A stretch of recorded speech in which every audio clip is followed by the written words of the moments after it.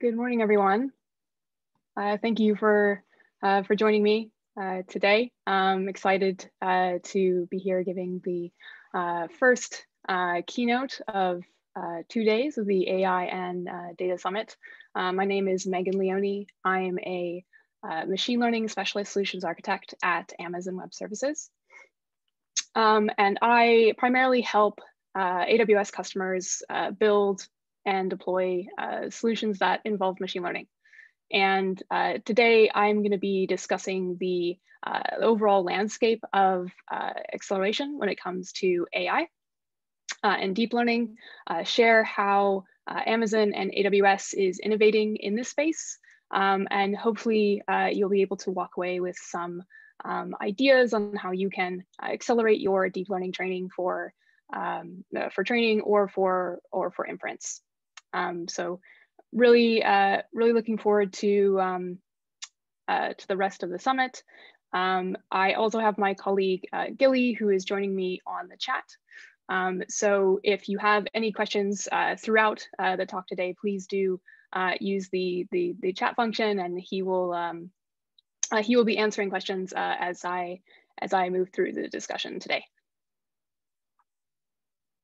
So just to set some context on AI acceleration around how Amazon thinks about machine learning research at scale. So Amazon itself has been applying machine learning in an entire spectrum of domains, from personalization and supply chain for more than 20 years. So machine learning is really an integral part of Amazon itself. The research culture here is very strong. We always try to have a strong presence at major research conferences like NeurIPS and ICML. And if you can learn more about the types of machine learning research that we do at this website called amazon.science, where we publish papers and discuss some of the innovations that we've been working on, like recommendation engines, as well as machine learning that we use in our fulfillment centers, like developing forecast systems that can predict the appropriate amount of demand for each product that we sell worldwide. We also work on natural language processing technology in order to give consumers an entirely new way to interact with technology through Amazon Alexa, which has billions of interactions each week. And we've also developed groundbreaking technology with autonomous flight via prime air drones. So this is using robotics, and we also use robotics in our fulfillment centers to get packages to customers faster. So machine learning and state-of-the-art research is really a big part of culture at Amazon. And one of the things that I really like about it is that it's also very much focused on practical applications. So we try and not only work on state-of-the-art models and algorithms, but also try and put those state-of-the-art tools into production as quickly as possible. And the only way that you can do that is to have a really strong foundation and ecosystem of tools in order to enable those researchers to bring their work to the forefront. And that's how I think about Amazon Web Services relationship to the research culture at Amazon, where it's very similar to how AWS as a whole got its start, where Amazon as a retail business realized that they had developed a core competency in managing huge scale IT infrastructure through the management of Amazon.com, the retail website. And so they shifted to offering that as a service to other organizations so that they can focus on the things that actually differentiate their business rather than the under-differentiated heavy lifting of managing data centers. I think of machine learning at AWS in a very similar way. It's a way for us to bring machine learning capabilities that we see with Amazon out to the rest of the world. So this is a very high-level overview of what is available in terms of machine learning services at AWS. Obviously, won't be covering all of them today, but just to give you a flavor We have AI services at the top layer of the stack there, which are really services which allow developers without machine learning experience to embed artificial intelligence into any application without needing any skills in machine learning. So these are pre-trained models that allow you to take advantage of some of the major innovations that we have made in the last 20 years in lots of different machine learning domains, like computer vision with image classification and object detection with Amazon recognition, as well as highly accurate optical character recognition from documents in Amazon Textract, and individual personalized recommendations with Amazon Personalize. There are a lot of applications there, which I won't spend any more time on, because what we're really going to be focusing on is the lower two layers of the stack. The middle layer is Amazon SageMaker, which enables developers and data scientists to build, train, and deploy their own models. And there's a whole suite of tools that really facilitate and accelerate that process. We will be speaking about the new capabilities within SageMaker for distributed training today, but a big focus is on this lowest layer of the stack, which is primarily for expert practitioners in machine learning, and these really set the foundation for the layers that you see above the bottom one, where we have frameworks and infrastructure. So you have the CPUs, the GPUs, those EC2 instances that allow machine learning practitioners to train and host models at scale, as well as specialized hardware that's specifically been built for machine learning applications, such as AWS Trainium and Inference, which is a really exciting area to be in, because we're seeing a huge growth in both the size and the complexity of machine learning models as time goes on. So we need to provide the hardware and the software in order to keep pace with the size and complexity of those models, so that you can bring the state of the art into production as quickly as possible and as resilient as possible. So some of the key topics that I'll be covering today: benefits of AI acceleration in the cloud. So you can take advantage of the choice, the breadth and depth that the working with a cloud service provider offers, so that you can choose the right tool for the right job, rather than needing to choose a particular GPU architecture or a particular piece of specialized hardware. You can experiment very quickly and innovate rapidly, so that you know that you've picked the right solution for whatever your use case is. Also talk about not just the different kinds of AI acceleration methods and AI accelerator processors that are specialized for training and inference, but how to choose between them depending on your use case, and what metrics are really important to consider when looking at these different options. And traditionally, AI accelerators mean hardware, in that there are specialized processors for either training or inference, but there are also acceleration options that can speed up training and inference that don't involve hardware, like distributed training, for example. And that's another topic that I'll dive into today and share with you some really exciting results that we've been seeing with the data parallelism and model parallelism frameworks that have been developed and announced most recently a couple months ago at reInvent. And as I mentioned at the start, please do ask any questions throughout the talk. And Gilly, who is another machine learning specialist, will be answering them throughout. And just to level set and kind of zone in here on the scope, we're going to be focusing on acceleration for deep learning in particular. So this is a subset of artificial intelligence, in fact, a subset of machine learning, where you're using machines to search for patterns in data in order to build these models that can then detect these patterns. Where the models within this deep learning landscape is really a subset of machine learning that has models that are composed of these multi-layered neural networks and are traditionally used for tasks like speech and image recognition. Of course, there are acceleration methods that can be applied towards more classical, traditional machine learning techniques. I won't be covering them in depth today, but do be aware that there are plenty of techniques out there to also accelerate classical ML. It's just that deep learning algorithms are the ones that take the most time to train, are usually the ones that you need to take the most consideration for when figuring out the best configuration of hardware and software, both for training and for inference. So that's why there's been so much innovation in the space specifically targeted towards deep learning.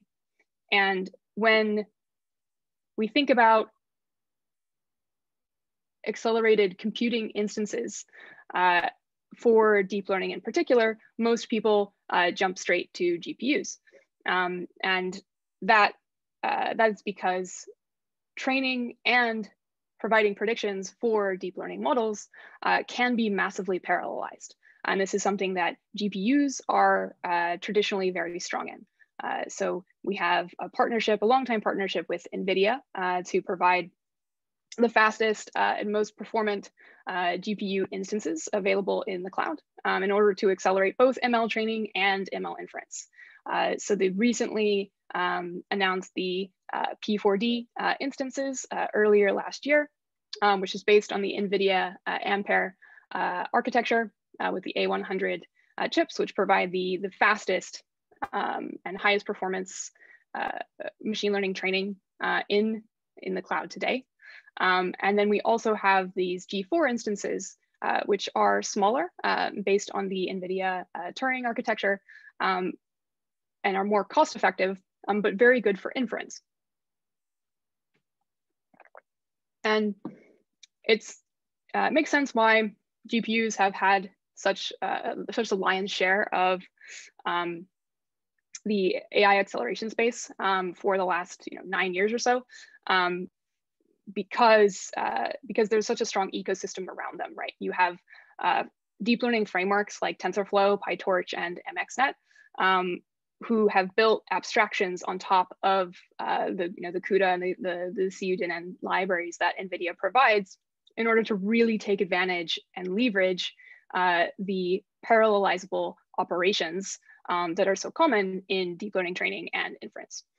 So this has really kind of democratized access in the last decade or so for machine learning practitioners to very easily build up state-of-the-art, close to state-of-the-art deep learning algorithms for any sort of task and train them and deploy them on the cloud or elsewhere. And give you a kind of a timeline of what that picture has looked like. It's really surprising actually to see that really GPUs have only been big in machine learning, and deep learning itself has really only been big for the last 9 years or so.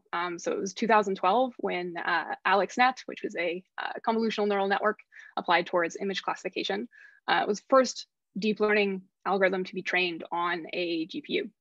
This was trained on a NVIDIA Kepler architecture.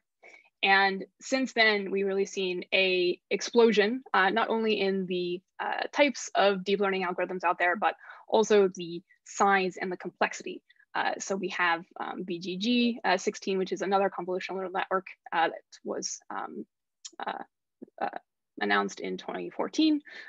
So which was more than twice as complex in terms of the number of parameters as that original AlexNet.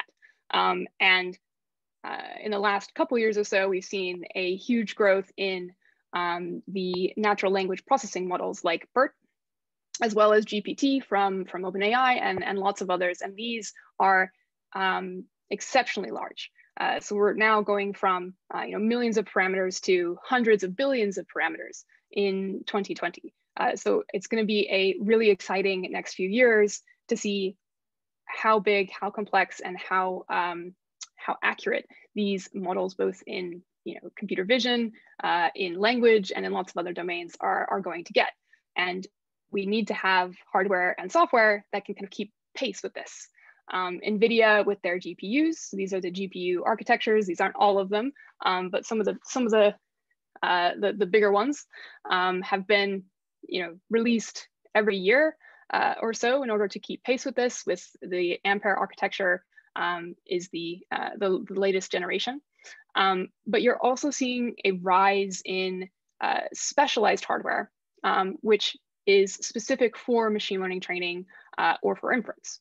So these are called ASICs, application-specific integrated circuits. They're not necessarily GPUs. They might use a lot of the same ideas behind what makes GPUs so fast in terms of accelerating deep learning training or inference, but they are specialized just for those purposes, instead of a GPU, which is actually a general purpose processor, can be used for lots of other applications, like video processing, for example. So Google released their tensor processing unit CPUs in 2016.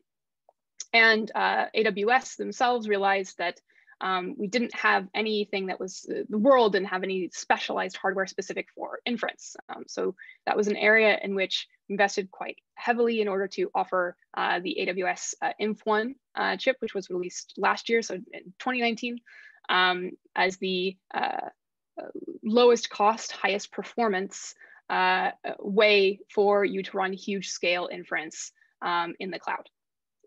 And we'll have a number of others that we'll speak about as well as we turn our attention more towards the training side of things too. So this is a quote from James Hamilton, who is a vice president and distinguished engineer at AWS, in terms of how he thinks, this is from his personal blog, how he thinks about specialized hardware when it comes to, in this case, machine learning. So he wrote this 3 years ago now, in 2018, when the Inf1 chip was first announced, about the importance of specialized hardware, where we see that even though you have some workloads that might be considered rare to individual organizations and exotic, when it comes to the cloud, even the most rare, the most exotic workloads can really be thousands to tens of thousands of potential applications. So you can really utilize the AWS's economies of scale in order to accelerate those workloads. So we really see hardware specialization, especially in machine learning, as the future. So you will not only be utilizing GPUs necessarily, you also have a huge amount of choice when it comes to specialized processors for accelerating inference or training at a very low cost.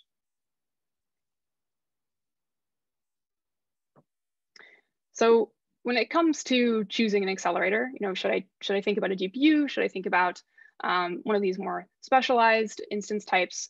What are the things that we're primarily thinking about? Well, there are quite a few. These are the ones that I think would be top of mind for most of us.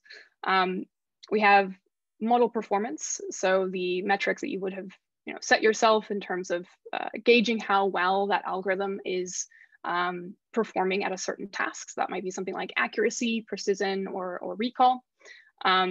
When you're training, if it's a large model that takes a large amount of time, you would also be measuring throughput.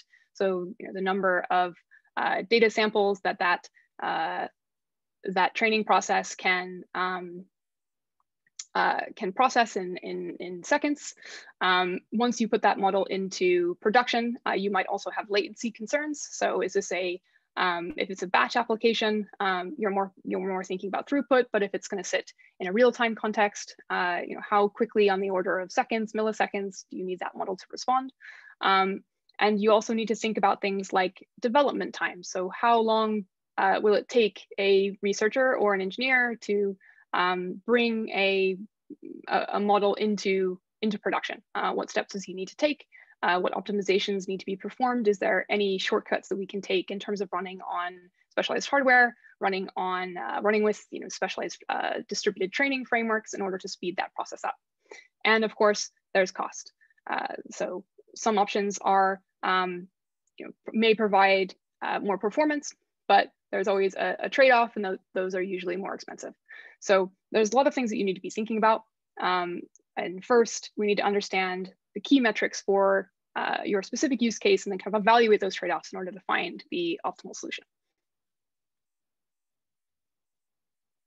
So first, looking at training acceleration, where really we see these P4 and P3 EC2 instances as the kind of the workhorses of training right now on these GPU-based instances. They offer the highest performance.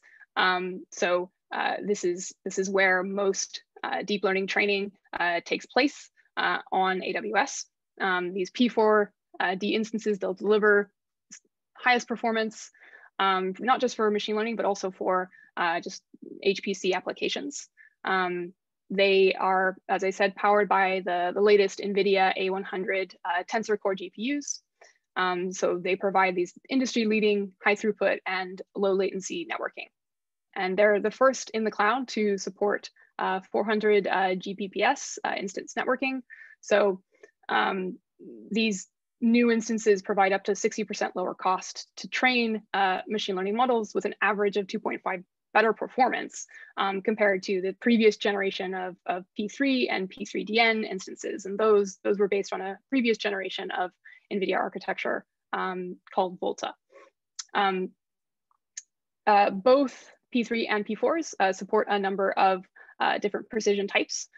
So usually you would train models in precision type of FP32, but more and more these days you're seeing more support for mixed precision training, of which both the P3s and the P4s support. And you also have additional precision data types with the P4, as well as a suite of other features that are really geared towards making deep learning training as fast as possible.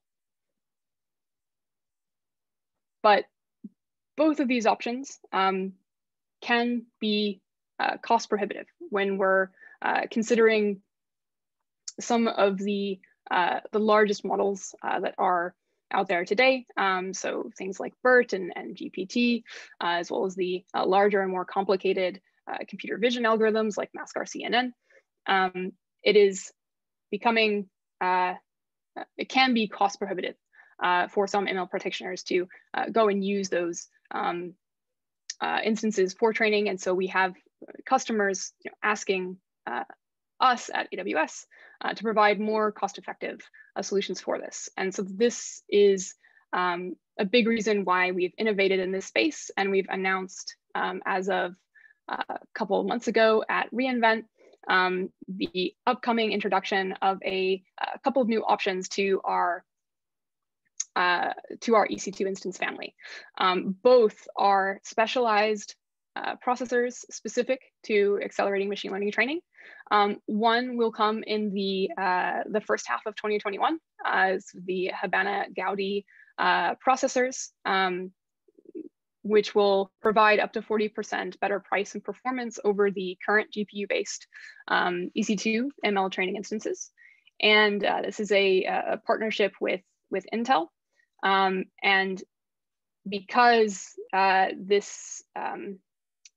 these processors don't use the same CUDA libraries and APIs that the NVIDIA GPUs do, the Gaudi processors in particular will be providing a software suite called Synapse AI, which include a suite of tools, including a graph compiler and a runtime, as well as an SDK and developer tools so that you can bring the models that you're working on in TensorFlow or PyTorch, compile them and train them on these Gaudi processors, which are have their own setup. So you don't necessarily need to change a lot about what you've already built, your current development workflows in your favorite deep learning framework.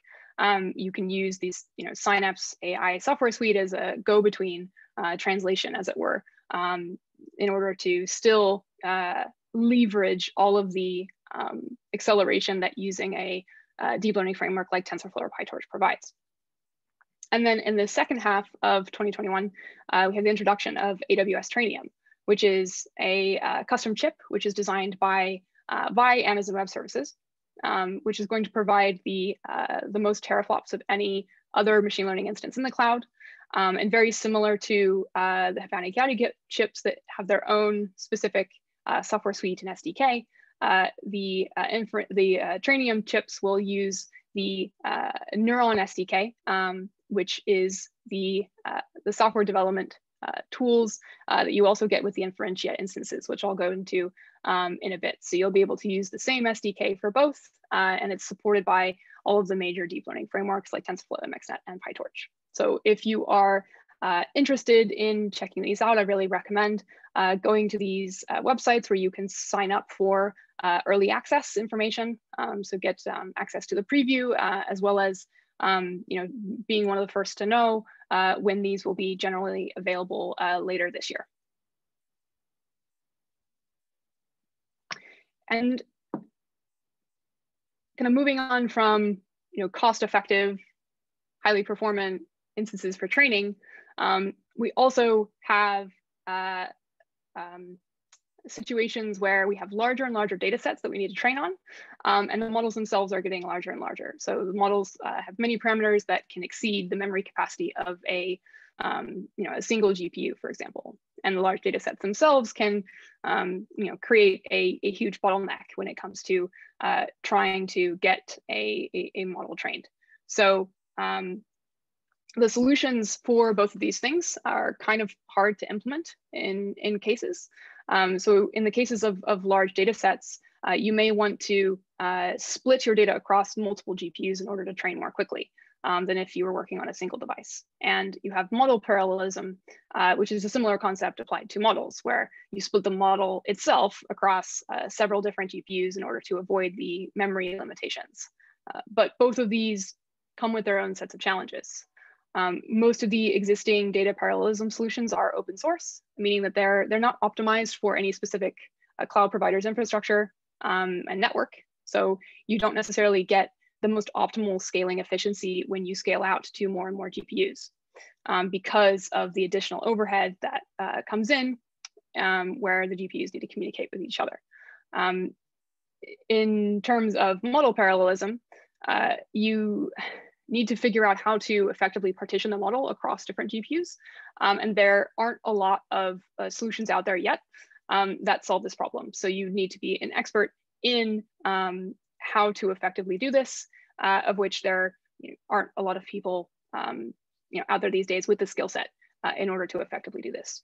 So that is why we've introduced frameworks to solve both of these challenges. So both the data parallelism and the model parallelism, in order for customers to be able to reduce the training time for the largest models and the largest data sets. So reducing training time by up to 25% by distributing data and models across different DPUs. So reducing training times of up to 25% or more. And all of these frameworks are optimized specifically for running on AWS hardware. So you're actually leveraging the network topology of the AWS cloud in order to get this near linear scaling efficiency. So for example, if you're training BERT on a P3CN 24x large, you can achieve a scaling efficiency as you add more and more GPUs of 88% using the SageMaker data parallelism framework, which is a 27% improvement over doing the same distributed training using an open source framework called Horobot. Both the data and the model parallelism frameworks allow you to reuse existing APIs. So you don't have to write any custom code in order to leverage these. So it's going to support distributed data parallel from PyTorch as well as Horobot for TensorFlow. So you can use these same APIs, but leverage the Amazon SageMaker data parallelism framework under the hood.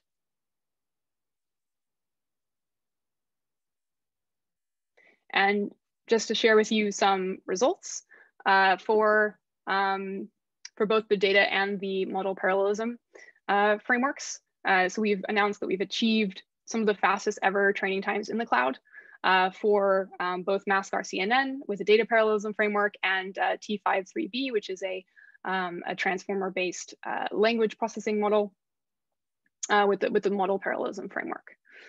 So with MaskR CNN, it's an object detection algorithm, which really form the backbone of a lot of deep learning applications, like things like self-driving cars, security systems, image processing. They all incorporate object detection in some way, shape, or form.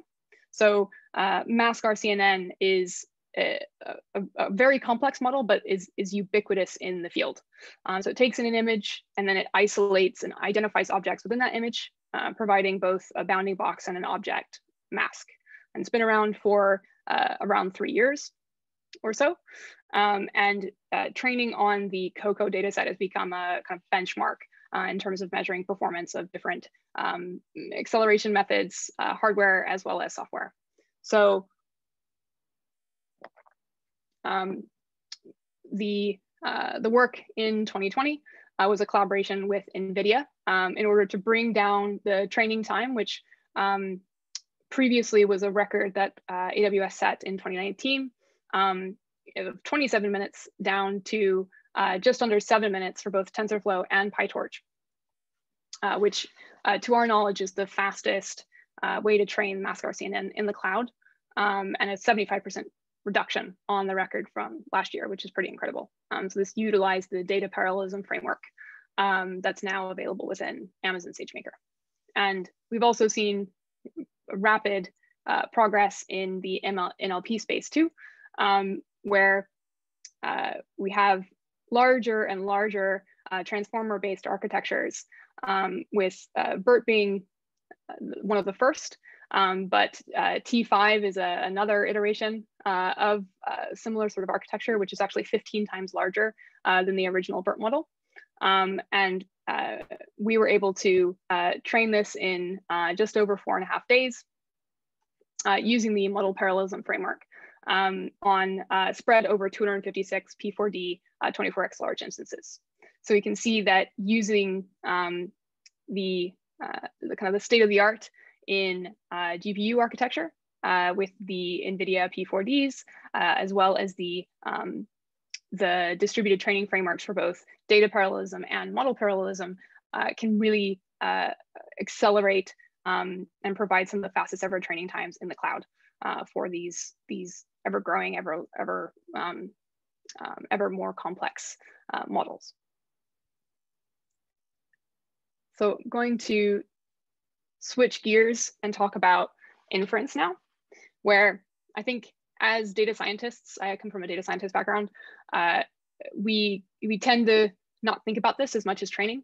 We spend most of our time working on model development, training different algorithms, training different parameters, and we spend less time thinking about how models are actually going to sit in production necessarily. And from a model standpoint, in terms of its life cycle, it's going to spend most of its life performing inference. And we find that actually predictions drive most of the cost and complexity in production.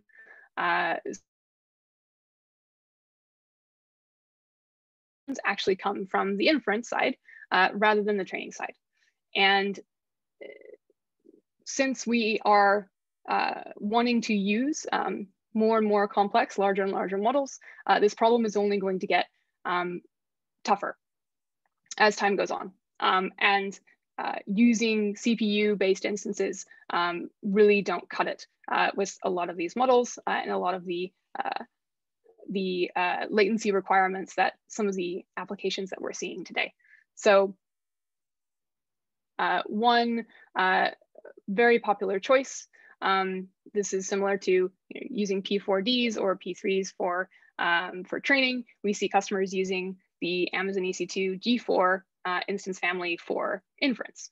So these provide high performance inference at a relatively good price point. Of course, you can also use P3s and P4Ds for inference too. Those will be even faster, but they are very oversized for most inference applications. So that can be quite cost prohibitive without you actually getting much benefit from utilizing that hardware. So we see customers using these G4s instead, which are smaller. They're based on the Turing architecture. They support, they're still using those, the Tensor Core technology that NVIDIA developed. And there's support for lots of different precision types. So even though you may have trained a model in FP32, you don't necessarily need to use that same precision when hosting that model for inference. You might reduce the precision down to FP16 or even 8-bit integer precision. So this will give you a boost in throughput, and you won't necessarily need to sacrifice too much accuracy.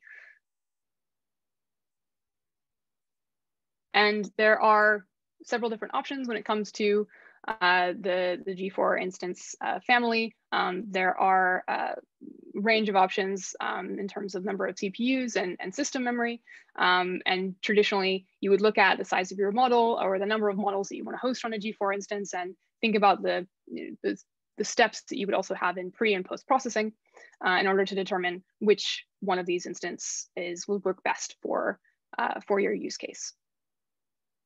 But there are definitely some use cases where you would like to take advantage of a GPU for inference, but you don't necessarily need the whole GPU, right? And you may not want to pay for an entire GPU if you don't need one. And that's where one of the first solutions that AWS released comes into play. So this is called elastic inference acceleration. And this allows you to attach a low-cost slice of a GPU to a CPU-based EC2 instance. So you can forward the operations that can be accelerated by a GPU on that slice of the GPU, and then keep most of the rest of the inference computation on that CPU-backed instance. And you are paying primarily for a CPU-based instance, which are much more cost-effective than a full GPU. But you get most of the benefits of having inference on a CPU, on a GPU. Sorry. So these are a really good option for when you're currently working with CPU-based instances. You'd like to have better throughput, but you don't necessarily have a budget for running on full GPUs like G4s or P3s or P4s. So you can utilize the elastic inference option, which utilizes the AWS network to attach a slice of GPU to your CPU instance. This works with all of the major frameworks, so you don't need to change any of your code.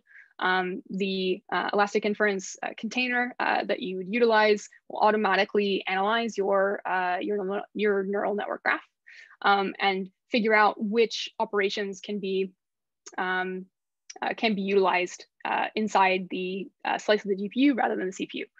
So you bring your pre-trained models in TensorFlow and PyTorch or MXNet, or even Onyx, and the elastic inference accelerator will do the rest. So it's a very simple, easy option for when you want higher throughput at a very low cost. Looking at specific hardware chips, this is an instance type which is specific for machine learning inference. So this provides the highest performance and the lowest cost inference in the cloud. So these new instance types can really transform the economics of huge scale machine learning applications by offering these instances which deliver up to 3 times the throughput and up to 40% lower cost per inference than a comparable workload on G4 instances, which were already fairly low cost. And we can jump in to see how this works at a high level. So this is an Inferentia chip, which we designed to solve inference really well. So each chip provides more than 100 tera operations per second at low power, which allows us to pack 16 of them into a single server. And each chip has 4 neuron cores, and these are high performance systolic array matrix multiply engines, kind of similar to the processing units that you see inside a GPU, but specialized to get the most out of the workload of machine learning inference. And each has a 2-stage memory hierarchy, so a very large on-chip cache and an external commodity DRAM. So it supports multiple data types, including FP16 and int8, as well as bfloat16, and integrated with all of the popular machine learning frameworks as well. So you also don't need to bring different frameworks. You don't have to change much of your code. You can still utilize this without needing to change much. And one big success story within Amazon for Inferentia is Alexa, who have 100 million Alexa devices globally. This is really an example of huge scale machine learning inference, and they have gone through the process of migrating about 80% of their inference workloads onto Inferentia last year. So they're able to lower their operating costs by about 65% over the GPU instances. So they were using a collection of P3s and G4s, and they achieve actually a better inference latency with the Inf1 chips, while also lowering operating costs. So it's been a big win for them there.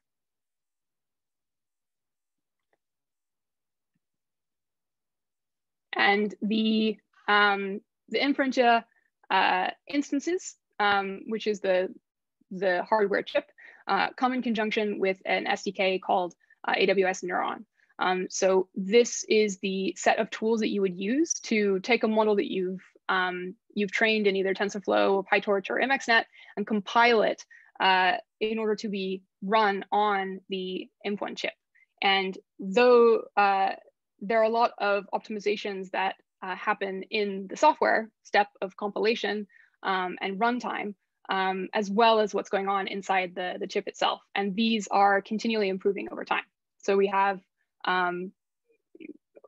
basically 2 times the amount of improvement in both BERT large and ResNet over the first half of 2020. And we'll see even more improvements. Saw even more improvements over the second half of 2020 and even more throughout 2021.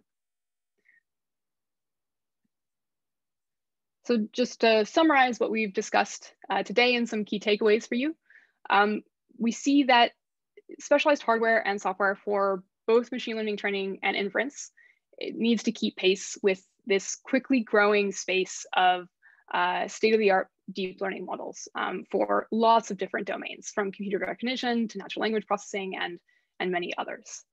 And AWS provides the breadth and depth of capability for AI accelerators so that you can choose the right tool for the right job.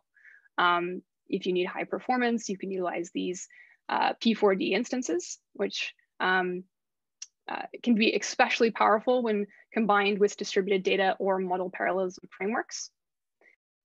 And you can also consider custom processors for training, like the Habata-Gaudi processors and AWS Trainium, which are coming in 2021, as well as for inference, like AWS Inferentia, which offer really high performance at low cost.